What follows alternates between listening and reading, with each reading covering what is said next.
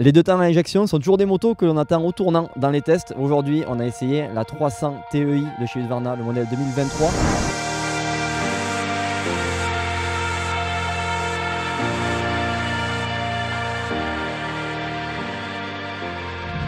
C'était le modèle héritage et quelques modifs par rapport à la version de base. C'est surtout une robe blanche qui rappelle les couleurs de 1983. On a un cadre blanc. On a aussi une paire de jantes Excel alors qu'on a des DID sur l'autre version. Voilà, ce sont des petits détails comme ça qui diffèrent. La selle bleue aussi. Après sur le reste on est sensiblement pareil que sur la moto de base. Cette 300 TI pour entrer dans le vif du sujet.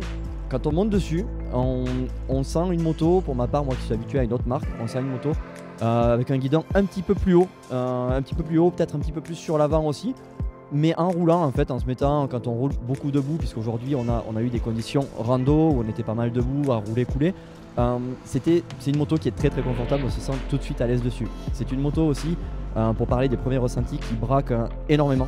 Donc on peut, voilà, sur de la partie rando extrême, hard, c'est une moto qui est vraiment très agréable, très confortable, plutôt maniable. On va dire que le châssis, on en parlera un petit peu plus tard, mais voilà, quand on monte dessus déjà, on sent qu'on va avoir affaire à une moto maniable.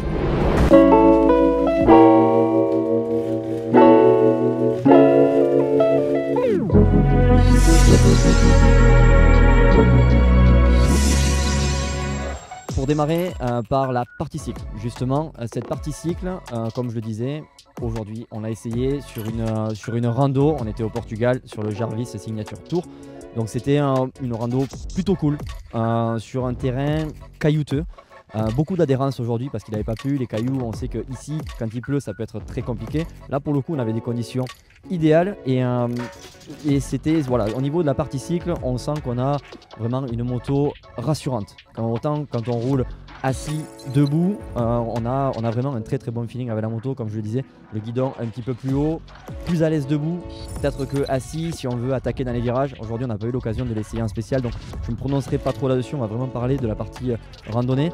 La selle, très confortable, très franchement je suis habitué à une autre marque. Là pour le coup ça m'a fait bizarre de rouler assis, d'avoir des fesses reposées à la fin de ma journée, malgré une longue rando de 80 km. C'était plutôt agréable. Voilà pour cette partie, la partie cycle. Si on reste un petit peu sur la partie, on a attaqué la partie, le sujet qu'on attend tous, le moteur et notamment ce moteur injection. Le freinage, on sait qu'on n'est pas sur du Brembo comme sur les KTM qui sont un petit peu les cousines rapprochées de cette Husqvarna. J'ai été agréablement surpris en fait parce qu'on m'avait dit ça mord pas, ça peut être un freinage qui, quand on fait de la compétition, que l'on regrette. Là, en mode rando, très franchement, j'en ai eu largement assez. Moi qui suis habitué à des motos qui freinent et avec du mordant, pour le coup, j'ai été agréablement surpris. Donc là-dessus, c'est quelque chose que je garderai.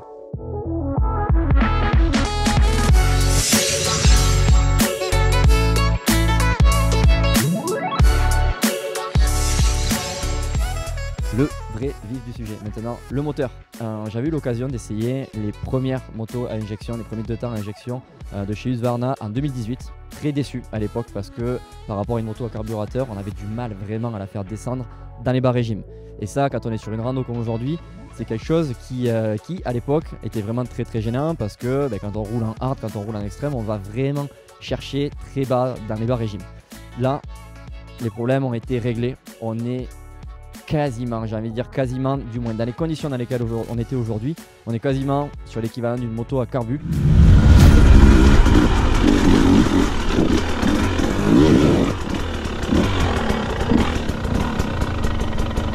This way?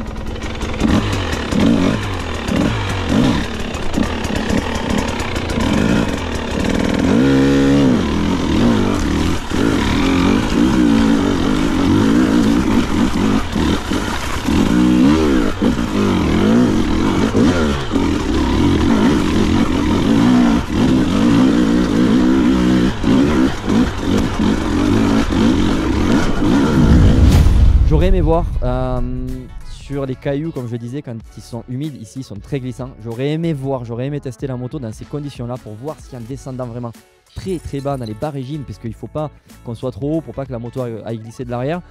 J'aurais aimé essayer pour voir si ça vaut vraiment une moto, un 300 de temps à carbu que l'on retrouve chez les marques concurrentes.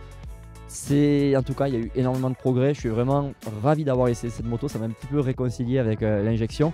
Et puisqu'on parle de ça, de l'injection, c'est du bonheur. On met juste de l'essence dans le bidon, surtout quand on part en rando comme ça. Pas besoin de faire de mélange. Les réservoirs sont séparés. On ne se soucie pas du graissage, du pourcentage. Ça se fait tout seul. C'est optimisé à bloc.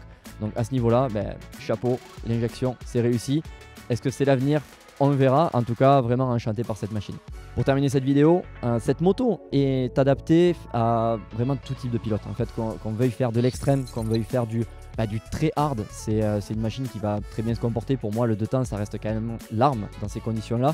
À voir, je ne vais pas me prononcer sur la partie spéciale, l'injection. On aurait pu aussi essayer un petit peu plus haut dans les tours, voir un petit peu ce que ça donne. Là, on n'a pas eu l'occasion de le faire. On a eu quelques parties rapides, mais loin des conditions spéciales, loin des conditions motocross. Je pense que c'est une moto vraiment passe-partout. C'est une moto efficace, c'est une moto qu'on aime. Voilà, pour conclure cette vidéo, n'hésite pas toi à me dire si tu es plutôt injection, carbu, pourquoi pas électrique. Laisse-moi un petit commentaire juste en dessous et on se retrouve très prochainement pour un nouveau test sur MX Réflexion.